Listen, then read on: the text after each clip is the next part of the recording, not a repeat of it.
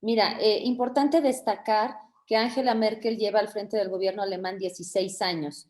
Ha marcado historia, es importante no solo para Alemania como cohesión al interior, sino también hacia el futuro de la Unión Europea como liderazgo que ha presentado y la hegemonía que ha logrado lograr cohesión e integración al interior de la Unión Europea. En el escenario europeo, bueno, pocas elecciones son capaces de despertar tanto interés como lo hace esta elección germana. Y bueno, finalmente es sabido que la Unión Europea se mueve, ¿no? Alemania es el principal país en términos económicos de la Unión Europea y eso es muy importante y aún más trascendental es si añadimos que la canciller actual, la canciller Angela Merkel, que todavía ocupa el puesto, no se presenta a estas elecciones y esto es algo histórico porque, bueno, desde la Segunda Guerra Mundial, desde el fin de la Segunda Guerra Mundial, un canciller en turno que no se presenta a elecciones es esta la primera ocasión. Además, también la asociación de Angela Merkel coincide con una pandemia mundial, con un escenario convulso y con 3 posibles candidatos con opciones a optar a la Cancillería, ¿no? Finalmente, te lo explicaré un poquito más adelante, cómo se encuentra el panorama electoral, pero bueno, ocupar la Cancillería implica capacidad de impacto, también te decía yo, para el proyecto europeo, para la política de la Unión Europea, y bueno, pudiera haber cambios en el liderazgo de Bruselas. Si la Cancillería alemana pasa a manos socialdemócratas, como al parecer es el resultado y la mayoría obtenida, esto también implicaría un cambio importante en los equilibrios en el Consejo y un duro golpe para el Partido Popular Europeo, ya que no ocuparía ninguna presidencia o jefatura de Estado en ninguno de los 4 países grandes de la Unión Europea. Entonces, bueno, exceptuando el partido ultraderechista, los principales partidos políticos en Alemania están, digamos, en el ánimo de impulsar el proyecto europeo. Consideran que la Unión Europea y Europa es prioritario en su política exterior y esto también es importante a destacar. Y bueno, puede haber algunas diferencias sustanciales en términos de deuda, de financiamiento, el tema del cambio climático, muy importante, también un tema prioritario en el centro de las elecciones, pudiera también tener impacto en el Pacto de Estabilidad y Crecimiento Europeo, igualmente también en la consolidación del Next Generation European Union, ¿no? Este proyecto tan ambicioso como un instrumento permanente. Y bueno, sea como sea, el impacto de las elecciones alemanas trasciende las fronteras y como te digo, puede dar un giro en el impulso de la Unión Europea y de las políticas que se quieran implementar en los próximos años.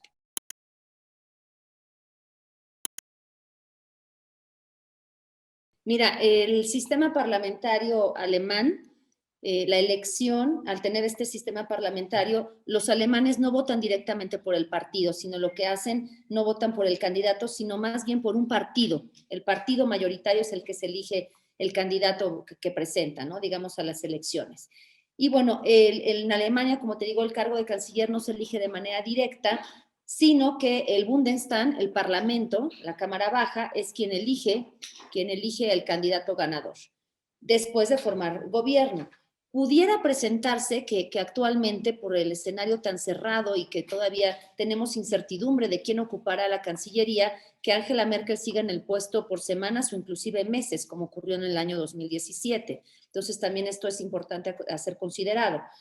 Ahora sí, que bueno, los resultados oficiales, como te digo, no están tan listos, está apretada, digamos, la carrera, y finalmente el Partido Socialdemócrata de Alemania, que es el que obtuvo la mayoría por una escasa participación mayor, casi el 26% de los votos, con su candidato Olaf Scholz, es quien pudiera ocupar la Cancillería, pero algo importante es que tiene que hacer coalición. Y aquí los partidos pequeños, como los verdes, ocupan un lugar muy importante, puesto que si no logra esa coalición, no puede formar gobierno. El otro candidato, bueno, este candidato Olaf Scholz es exdiputado del Parlamento, es actual vicecanciller y ministro de Finanzas, muy experimentado, y bueno, él finalmente ocupa el cargo de vicecanciller federal y de ministro de Finanzas, como te digo, y durante 7 años, desde el año 2011, fue alcalde de Hamburgo. Entonces, eso también es importante. Por otro lado, se encuentra el partido de Angela Merkel, el Partido Unión Demócrata Cristiana, que también sufrió una derrota histórica en el sentido de que parece que obtuvo su peor resultado en la participación del electorado, con un 76% de electores que acudieron a votar este domingo, y su candidato Armin Laschet, bueno, finalmente tendrá que ver cómo se conforman las fuerzas para ver si tiene algún espacio en esta coalición que te mencionaba. Él también llega a las elecciones con una caída en la popularidad. Recordemos todas las inundaciones sufridas en Alemania recientemente y la gestión del gobierno y digamos, de este personaje no ha sido la aceptada socialmente, entonces eso le impacta también en el resultado de las elecciones. La tercera candidata importante es una mujer, la primera vez que los verdes nominan a una mujer, que eso es algo histórico importante, Annalena Baerbock, y bueno, también, como te digo yo, en esta conformación de gobierno va a ser decisivo los partidos minoritarios.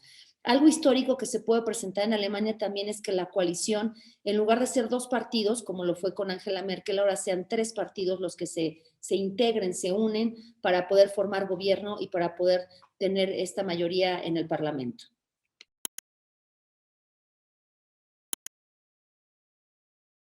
Desafíos, ¿no? Los desafíos que se presentan tanto para al interior de Alemania, te decía yo, con la pandemia, las inundaciones, la situación en Afganistán, también recordar que Alemania tuvo presencia durante 20 años en Afganistán, entonces también fue un tema, digamos, delicado, ¿no? Esta situación de la retirada de todos los militares, los efectivos, el destacamento ubicado allá en Afganistán.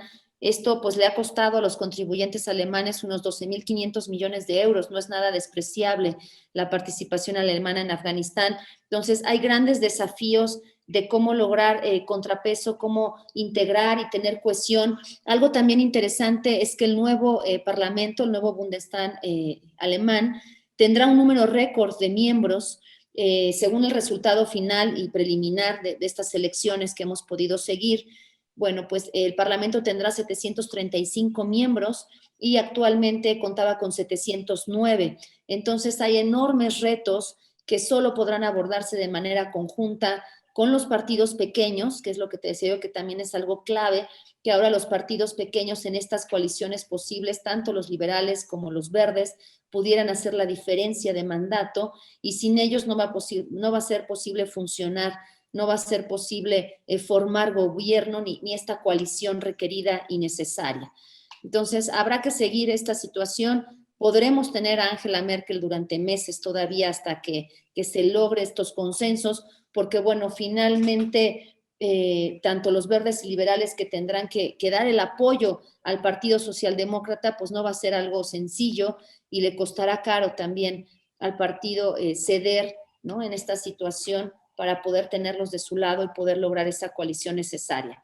Entonces, será interesante seguirlo, estas claves tan importantes de esta elección histórica que se presenta en Europa y en el mundo, y bueno, podremos tener todavía un escenario incierto en las próximas semanas y meses.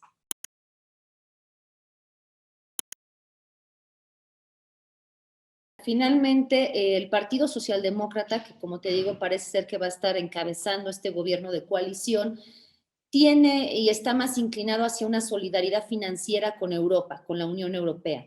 Entonces ahí podemos prever estabilidad en este sentido en la futura política internacional de Alemania.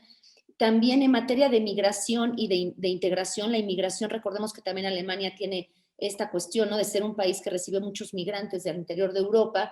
Bueno, los partidos de izquierda están más a favor de integrar estos migrantes en su sociedad que los partidos de derecha. Con respecto a los desafíos del cambio climático, que te decía yo que es un tema que marcó la agenda electoral y que a los alemanes les interesa y lo pusieron como una de las prioridades, la izquierda y los verdes toman posiciones mucho más radicales, mientras que los partidos de derecha pues están como más negociables y tratando de ser más amigables con los empresarios. Entonces también ahí podríamos prever un escenario más radical, más exigente, con reglas mucho más estrictas hacia la industria en Europa para cumplir estos requerimientos medioambientales. También el papel que puede jugar Alemania. Alemania es miembro de los principales organismos financieros internacionales, como mencionaste, del G7, del G20, y también no olvidar la OTAN en el centro de la seguridad de Europa. Entonces, también aquí es importante la cuestión del papel internacional de Alemania, los desafíos que se pueden presentar. Finalmente, la posición considero yo que va a ser muy de cooperación, muy multilateralista, de establecer alianzas y pactos al interior de Europa frente digamos, a Rusia y a China como otras potencias hegemónicas que pudieran tener un impacto en la región, pensando también en la salida del Reino Unido con el Brexit ya en vigor desde el año pasado. Entonces Alemania ocupará un papel mucho más fuerte y predominante en este motor europeo junto con Francia, que sabemos que ambos pues son el motor económico y político de la integración en el continente.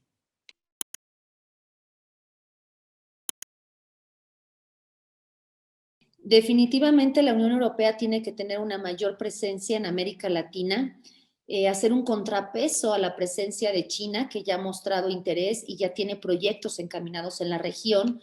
Entonces Alemania tiene que ser, digamos, un impulsor de que la Unión Europea tenga mucha mayor presencia, establecer esos vínculos y alianzas ya existentes. Tenemos este acuerdo con la Unión Europea, el Telecom, renegociado, estamos en espera de la firma del documento ya de manera formal, pero bueno, ya fue redactado y aprobado este texto. Entonces, aprovechar las ventajas que nos brinda la modernización de este acuerdo global con Europa, y también el hecho de que la Unión Europea es el principal donante de ayuda al desarrollo en la región. Eso es algo también muy importante que podemos aprovechar, impulsar y relanzar.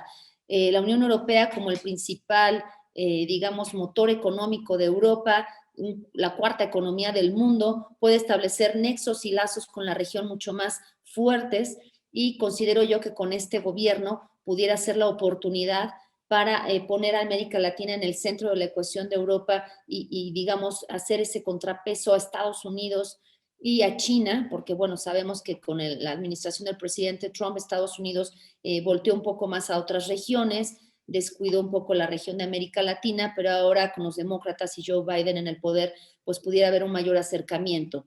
Y bueno, finalmente la Unión Europea no puede estar lejos de esta situación, y como un aliado tradicional que ha sido siempre América Latina y México como un socio estratégico en la región, pues hay que impulsar toda esta red que tenemos ya establecida, como te digo yo, con la modernización del acuerdo y con toda la ayuda al desarrollo, con todos los proyectos que se vienen ya trabajando y encaminando, con la posición también tan cercana que tenemos en cuanto a temas de la Agenda 2030.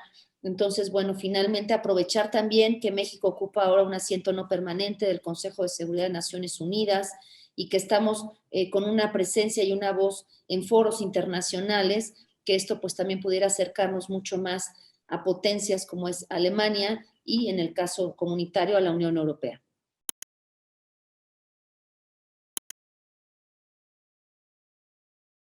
Finalmente, aquí en el caso que mencionas de Hungría y concretamente de Orbán, de Víctor Orbán, la Unión Europea ha sido categórica, ¿no? Ha sido muy clara y considera que, bueno, su actual política exterior a través de esta carta abierta dirigida al ministro alemán de Asuntos Exteriores, ¿no? Publicada y demás, de esta guerra abierta entre el gobierno alemán y húngaro, ¿no? Después de esta situación presentada, pues ha sido muy clara que no tolera, no puede seguir siendo rehén de los que paralizan la política exterior con sus vetos, ¿no? Considera Europa.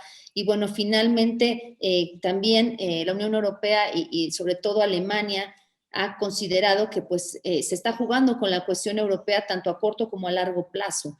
Entonces, bueno, finalmente no va a haber una posición más laxa o más relajada en este sentido, sino que, bueno, la Unión Europea finalmente lo que está pensando es seguir impulsando lo que te decía yo, ¿no? Este pacto europeo, este pacto de cohesión, de integración, y bueno, no va a permitir que líderes ultraconservadores, ¿no? Y líderes, digamos, en este sentido, minimicen o considerarse pues que se rieran, ¿no? de la Unión Europea, o que fuera pues una posición ridícula o patética en la política exterior. Entonces, bueno, finalmente esta guerra abierta entre Alemania y Hungría, considero yo que sea quien sea el candidato que finalmente forme gobierno y haga esta coalición para tener la mayoría que te deseo el Parlamento, va a ser la misma, ¿no? Alemania no va a ceder, no va a pensar algo diferente.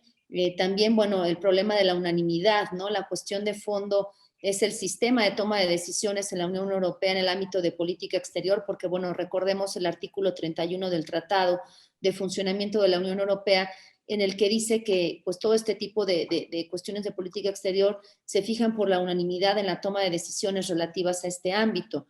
Entonces, bueno, si bien se establecen algunas excepciones, no es el caso en esta situación, y bueno, habrá que ver qué sucede en los próximos meses, pero el sentimiento expresado pues está ya dicho, ¿no? Y puesto sobre la mesa, como te decía yo, y bueno, finalmente las crisis y los retos de seguridad que se acumulan dentro y fuera de la Unión han dado urgencia a la necesidad de tener un sistema mucho más efectivo también en la toma de decisiones relativas a la política exterior de seguridad y defensa, ¿no? Entonces, esto considero yo que Alemania debe de impulsarlo en este mandato que va a tener al frente de otra persona en el gobierno, que bueno, pues Angela Merkel sí fue alguien histórico, marcó una década y más, ¿no? 16 años de hacer las cosas diferentes en Europa. Recordemos cuando llegó a Alemania económicamente no estaba como la deja hoy en día. Entonces sí es algo que es difícil de llenar ese espacio, ¿no? Por parte de Alemania, y que el candidato tenga la fortaleza y también los consensos necesarios para poder seguir gobernando de la misma forma al interior de Alemania y al interior del continente europeo, ¿no? De la Unión Europea.